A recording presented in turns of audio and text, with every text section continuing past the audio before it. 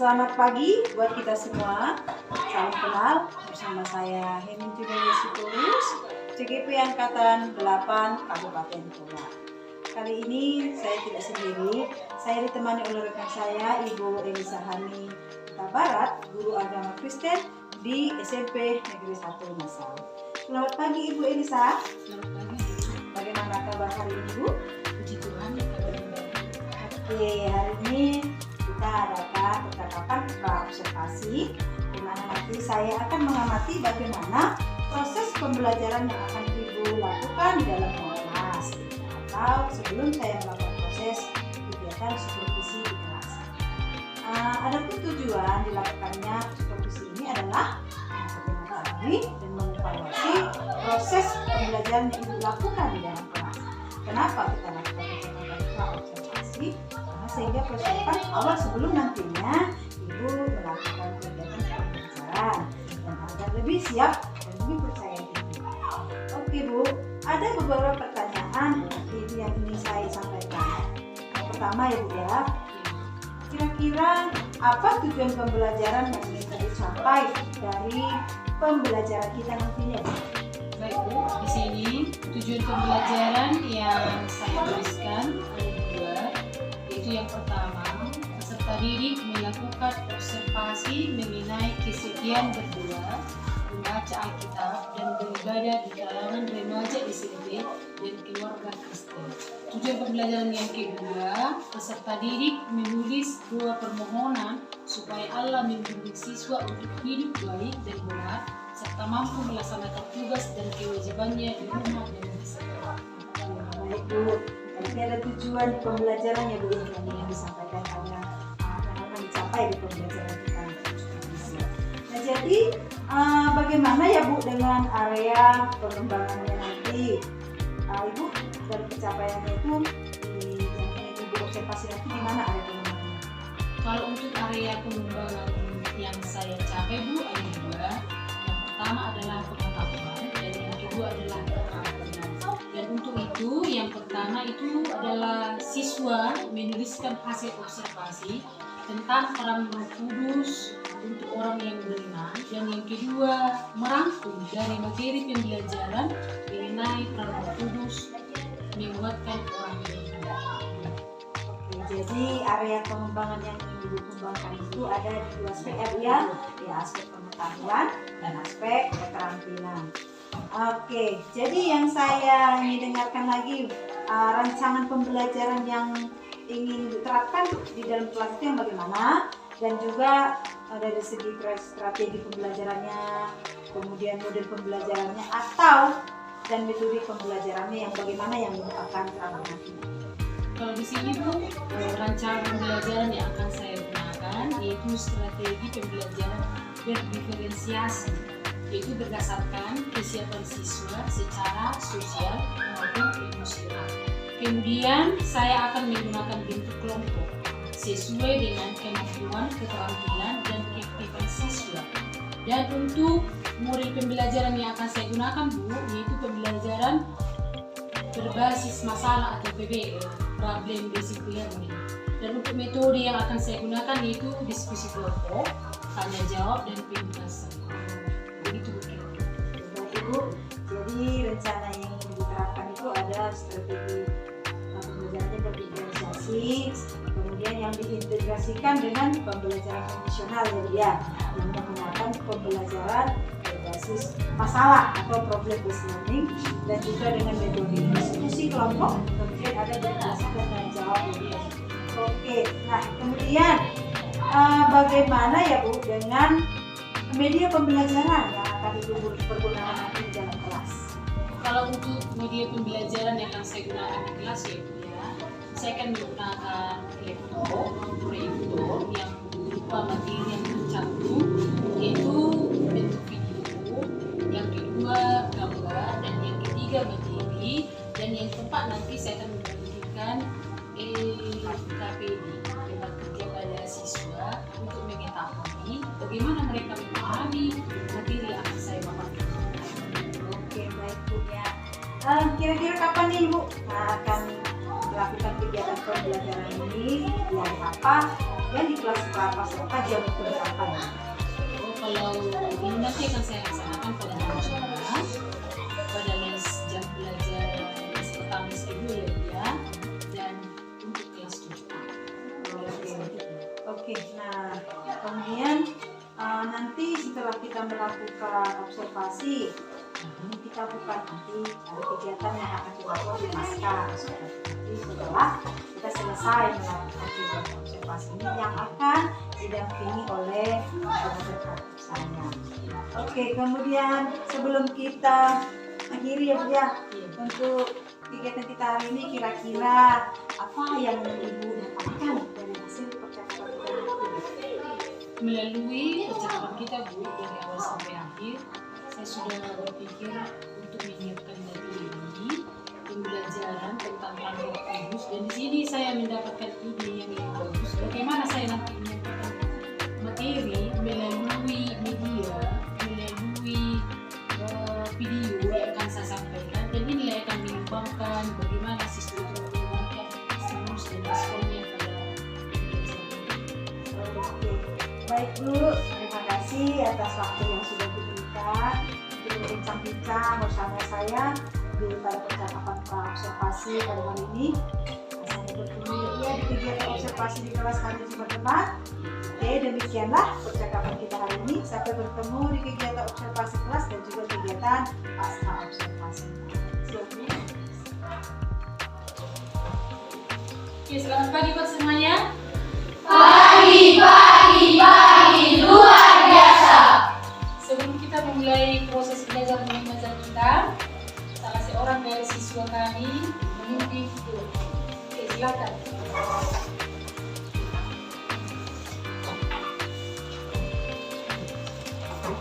Hai sobat kita.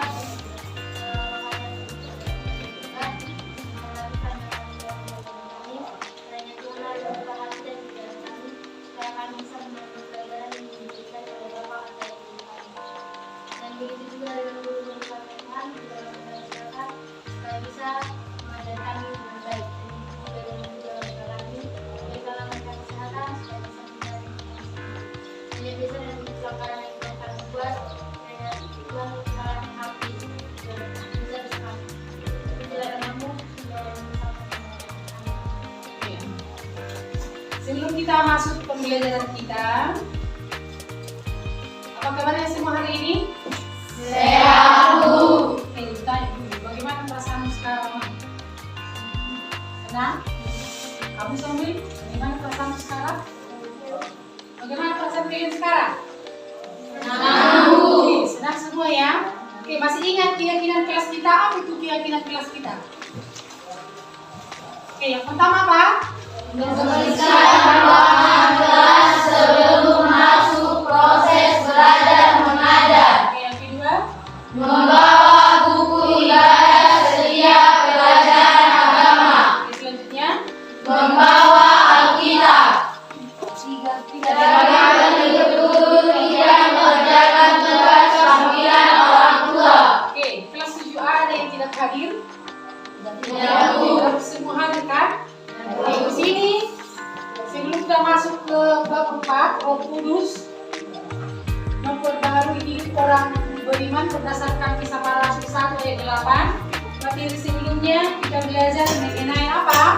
Mengenai sekarang masuk kita Roh Kudus memperbaharui hidup orang Beriman. Adapun di sini yang menjadi tujuan pembelajaran kita yang pertama adalah peserta didik melakukan observasi mengenai kesediaan berdoa, membaca Alkitab, dan beribadah di kalangan SMP 1 Lesau dan keluarga Kristen. Yang kedua, peserta didik menulis doa permohonan supaya Allah membimbing siswa untuk hidup baik dan benar serta mampu melaksanakan tugas dan kewajibannya di rumah dan di sekolah. Sebelum kita masuk ke materi peran Roh Kudus memperbaharui orang beriman, mari kita simak video berikut.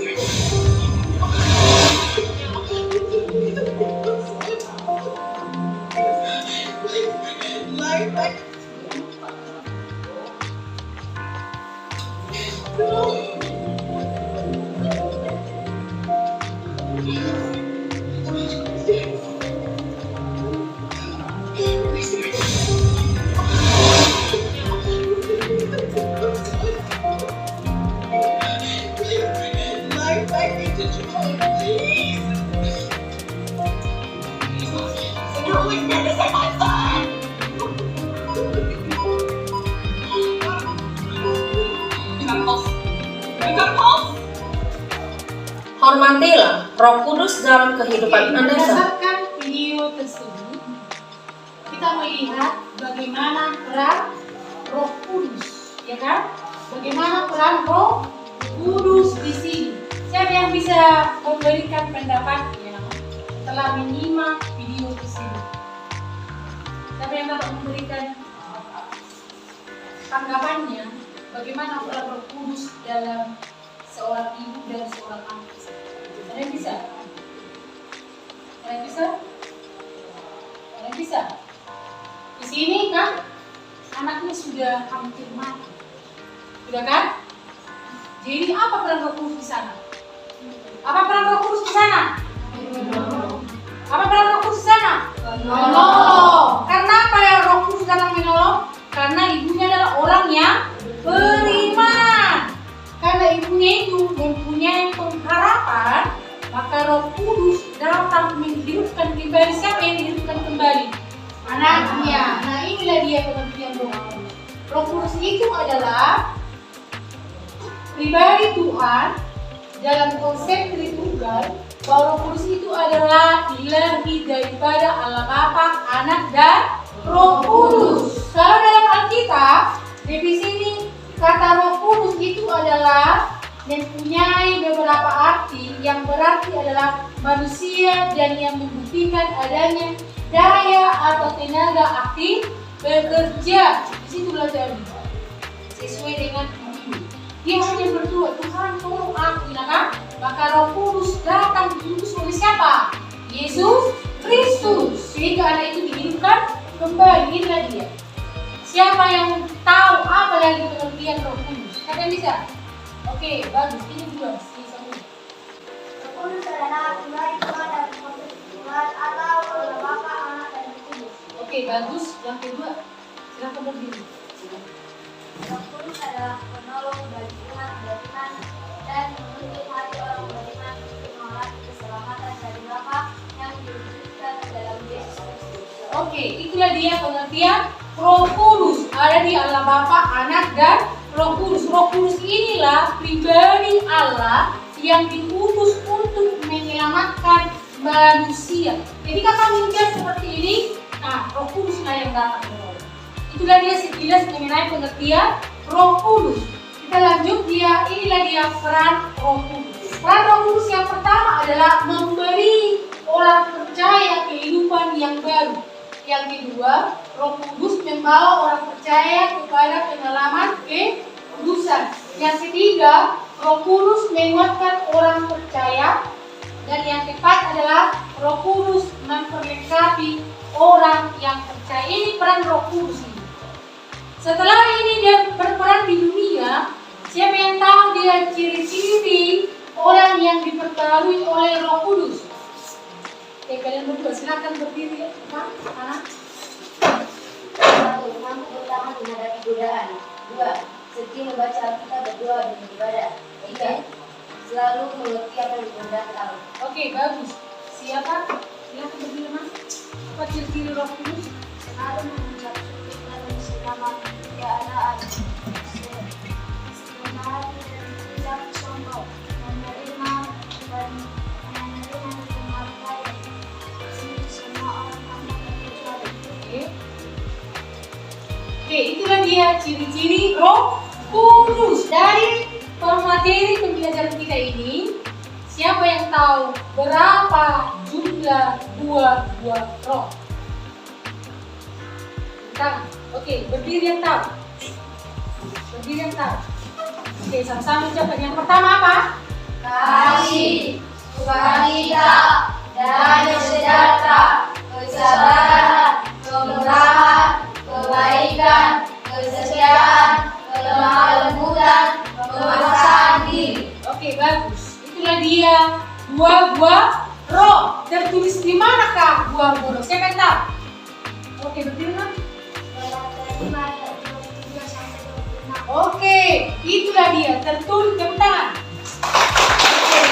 Galatia 5 ayat 22 sampai 26. Jumlahnya ada berapa? 9 buah-buah roh. Oke, kita lihat berikutnya. Inilah dia buah-buah roh. Silakan duduk berdiri. Dia tahu ini ya.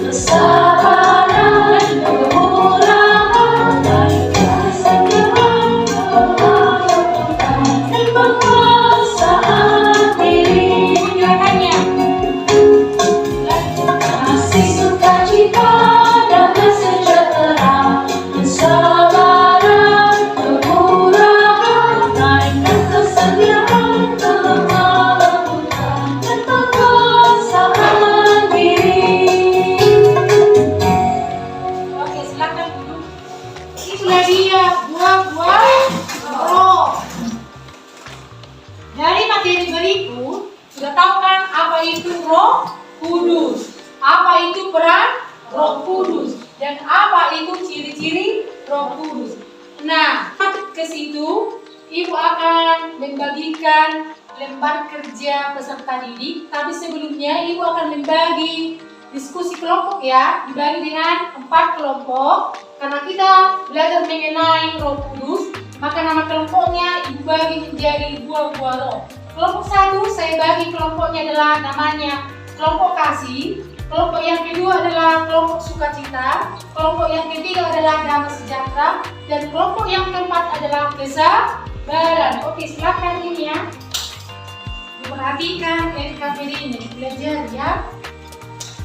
Nanti setiap kelompok akan mempresentasikan hasil diskusinya di depannya. Oke, silakan.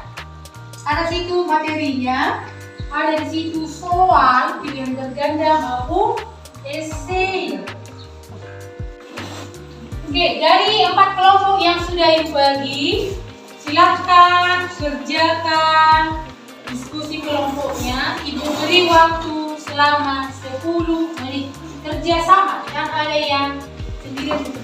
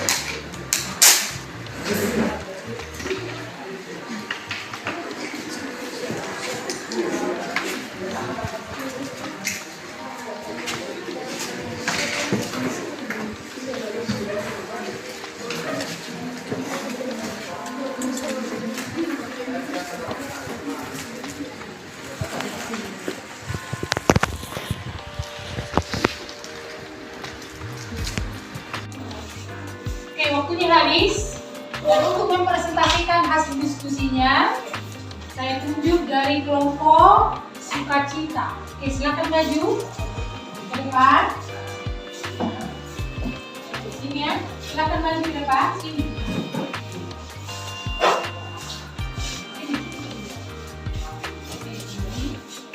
Oke, yang lainnya kelompok kasih, damai sejahtera dan kesabaran.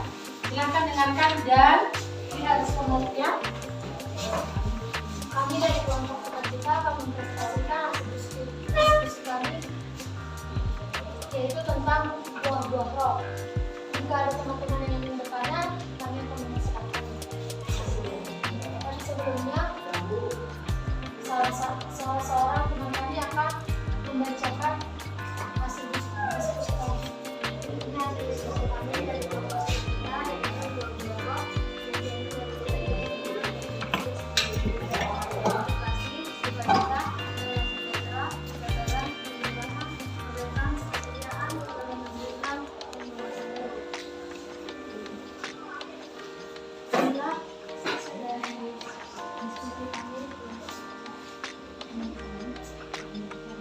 Untuk teman-teman semua, kalau ada yang bertanya, kami mempersilakan. Saya ingin bertanya, mengapa kasih paling atas tidak ada hasil dari buah-buah roh? Karena kasih adalah dasar hidup orang Kristen, dan karena kasih manusia diselamatkan. Oke. Terima kasih buat kelompok sukacita yang sudah memberikan. Tahu kan buah-buah roh kan? Dari sini kau sudah tahu. Inilah dia pohon daripada buah-buah roh yang terdiri dari berapa? 9 buah-buah roh.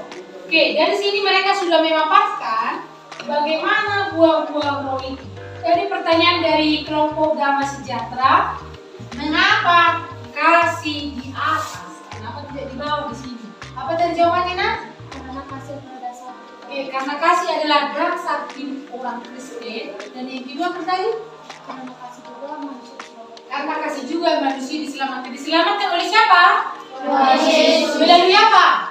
Roh Kudus. Melalui Roh Kudus, yaitu disalibkan dan dilahirkan oleh Bunda Maria dulu kan, dan diselamatkan melalui kasih. Oke, terima kasih. Berikan tepuk tangan buat kelompok sukacita.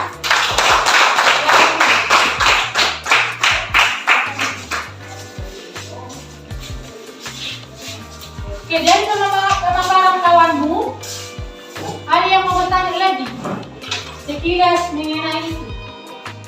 Ada? Ada? Oke, dan untuk menu menyebutkan ada yang mau memberikan refleksi untuk materi pembelajaran kita. Ada yang bisa? Oke, silakan. Untuk Hawila, silakan. Roh Kudus adalah penopang hidup orang beriman. Roh Kudus menggerakkan hati manusia untuk berubah dan memperoleh pembaharuan. Dalam proses itu, manusia harus memberi dirinya. Proses perubahan dan pembaharuan tidak akan terjadi jika manusia tidak memberi diri untuk dituntun oleh Roh Kudus. Sentuhan Roh Kudus tidak asal dalam bentuk keajaiban yang seperti. Oke, terima kasih. Itulah refleksi dari teman kita mengenai materi tentang Roh Kudus. Nah, untuk itu pesan ibu, belajar lagi lah mengenai peran Roh Kudus. Nanti di rumah kamu gali lagi, kamu ambil materinya baik dari buku paket maupun dari yang lainnya mengenai tentang Roh Kudus. Sebelum kita mengakhiri materi kita, salah seorang dari teman kita menutup doa. Oke. Mari kita satukan hati kita, mari kita berdoa. Ya Allah Bapa kami yang berkata di dalam kerajaan surga, puji dan syukur kami panjatkan kehadirat-Mu Bapa. Ya Tuhan, terima kasih atas berkat-Mu hingga saat ini, sehingga kami dapat menyelesaikan pembelajaran kami dengan baik ya Tuhan. Ya Tuhan, berkatilah Bapak Ibu guru yang ada di SMP 1 Nasal ini, berkatilah mereka agar mereka bisa mengajari kami sesuai dengan kehendak-Mu. Begitu juga dengan kedua orang tua kami Tuhan, berkatilah mereka agar mereka bisa mencari nafkah untuk kehidupan kami sehari-hari. Begitu banyak dosa yang kami berbuat Tuhan, ampunilah kami. Dosa kami mengucapkan syukur. Amin. Oke, amin. Selamat pagi buat kita semua. Berjumpa kembali di percakapan pasca observasi bersama saya Heni Junaya Sitorus CGP Angkatan 8 dari SMP Negeri 1 Nasau, Kabupaten Toba. Saya masih ditemani oleh Ibu Elisani Huta Barat sebagai guru yang telah diobservasi di kegiatan supervisi akademik, dan saya juga ditemani oleh Bapak Gideon Raja Guru sebagai pengajar praktik pada pendidikan guru penggerak Angkatan 8 di Kabupaten Toba, Sumatera Utara. Selamat pagi Bapak Gideon, selamat pagi Ibu. Bagaimana kabar hari ini Bapak Ibu? Oke. Baiklah, di percakapan pasca observasi ini saya akan memberikan pertanyaan-pertanyaan kepada Ibu terkait dengan jalannya proses observasi yang sudah kita lakukan, yang bertujuan untuk mengevaluasi sejauh mana proses pembelajaran yang sudah Ibu lakukan.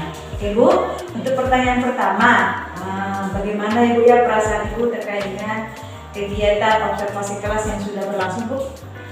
Kalau perasaan saya ya, mungkin karena belum terbiasa menggunakan proyektor sebagai media pembelajaran atau alat pembelajaran, pada awalnya memang sih agak terik sedikit ya. Tapi setelah lama-kelamaan mencoba untuk memulai proses belajar mengajar sampai akhir sudah berjalan dengan baik. Berarti perasaan agak tegang ya? Tahun-tahun di pertama. Oke. Bisa diceritakan kembali Bu, area pengembangan apa yang Ibu lakukan di dalam kelas dan langkah-langkah atau tahapan-tahapan belajar apa yang sudah Ibu lakukan di kelas? Kalau untuk area pengembangan pembelajarannya Bu ya, saya menggunakan dua.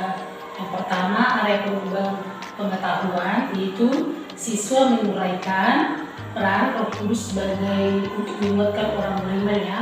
Dan yang kedua area pengembangan keterampilan, yaitu siswa menuliskan refleksi berdasarkan hasil diskusi kelompok mereka sesuai dengan PON 2 gitu ya. Berarti ada pengembangan yang Ibu kembangkan itu di pengetahuan dan keterampilan yang kita lakukan di kelas kemarin. Menurut Ibu, sejauh mana karya pengembangan yang sudah Ibu sampaikan tadi, apakah sudah berhasil diterapkan di dalam kelas atau belum? Kalau menurut saya ya, sudah berjalan dengan baik memang, tapi masih ada kekurangan. Oke. Kalau bisa selesai observasi kemarin Bu, sebenarnya bisa kita lihat di observasinya kalau untuk aspek pengetahuan, keterampilan itu dia ada pengembangannya ada dengan baik. Masih yang perlu dikembangkan di sini ya aspeknya adalah mengenai pembelajaran yang berdiferensiasi. Menurut Ibu, apakah kendala-kendala yang dihadapi pada proses pembelajaran di kelas di dalam kelas kemarin? Kalau untuk kendala ya, mungkin sebagai guru pasti mengalami hal yang saya alami ya di dalam kelas. Barangkali kalau kita lihat siswa ini ada memang sebagian yang kurang aktif, kurang berminat dalam belajar diskusi kelompok, tapi sebagian lagi ada yang aktif, ada yang berminat untuk mengutarakan pendapatnya agar mereka menghidupkan suasana kelompok mereka. Oke. Berarti dari yang Ibu lakukan pembelajaran kemarin, kendala yang dilihat itu orang itu kurang aktif dan kurang berminat dalam melakukan diskusi kelompoknya.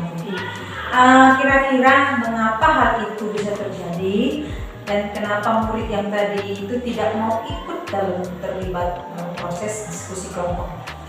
Mungkin ya dalam pembagian kelompoknya itu karena jumlah di dalam kelasnya terlalu banyak ya. Karena di kelas 7A itu berjumlah 30 lebih ya. Jadi saya bagi dengan beberapa kelompok, ada yang 7 sampai 8 orang satu kelompok. Jadi sini saya menggunakan pendekatan yang sesuai dengan minat anak ya. Misalnya saya bagi kelompok itu dengan berdasarkan gaya belajar mereka. Yang pertama gaya belajarnya berdasarkan visual, yang kedua auditori, dan yang ketiga kinestetik, sehingga anak akan merasa aman dengan gaya belajarnya. Saya akan menggunakan pertanyaannya untuk mengacu perasaan kenyamanan mereka jauh mana berdasarkan gaya belajar yang ketiga ini. Oke, baik. Berarti itu rencana Ibu ke depannya ya, yang ingin Ibu lakukan yaitu dengan menyesuaikan kenyamanan mereka dengan menggunakan gaya belajar masing-masing. Jadi seperti dengan gaya belajar visual, auditori, dan juga gaya belajar kinestetik. Oke, mudah-mudahan apa yang Ibu rencanakan itu dapat terrealisasi Bu dengan baik, dengan proses pembelajaran ke depannya akan lebih baik lagi dibanding dengan yang sudah kita lakukan kemarin. Oke, saya tunggu cerita Ibu nantinya apakah bisa direalisasikan atau tidak. Oke, terima kasih banyak atas jawaban yang sudah Ibu rencanakan. Mudah-mudahan apa yang Ibu rencanakan ke depannya dapat berlangsung dengan baik. Oke, baiklah. Terima kasih banyak atas percakapan hari ini. Saya akhiri kepada Bapak Gideon dan juga Ibu Elisahani. Terima kasih banyak buat kita semua. Salam dan bahagia. Oke Bu, untuk kesepakatan kita ada ini yang perlu